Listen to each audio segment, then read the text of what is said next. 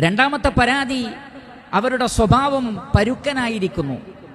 മാതാപിതാക്കളോട് കാരുണ്യമില്ല, സമൂഹത്തോട് കാരുണ്യമില്ലാത്ത പരുഷമായ സ്വഭാവം. ഖുർആൻ അത് മാറ്റിയെടുക്കും. ഇന്നഹു ലഹുദൻ വറഹ്മ. പരിശുദ്ധ ഖുർആൻ മാർഗദർശനം മാത്രമല്ല, അത് കാരുണ്യവും ആണ്, കാരുണ്യം കൂടിയാണ്. ഖുർആൻ പഠിക്കുന്ന ഒരാൾക്ക് കരുണയില്ലാതിരിക്കാൻ കഴിയില്ല. നബി സല്ലല്ലാഹു അലൈഹി വസല്ലമയെ കുറിച്ച് അല്ലാഹു പറഞ്ഞത് എന്താണ്? വമാ അർസൽനാക ഇല്ലാ റഹ്മത്തൻ ലിൽ ആലമീൻ.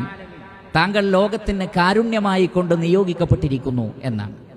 നബി സല്ലല്ലാഹു അലൈഹി വസല്ലമയുടെ സ്വഭാവം എന്തായിരുന്നു? കാന ഖുലുഖുഹു അൽ ഖുർആൻ. ഖുർആനായിരുന്നു നബിയുടെ സ്വഭാവം. ആ ഖുർആനിന്റെ വക്താക്കൾ കാരുണ്യത്തിന്റെ ആളുകളായിരിക്കും.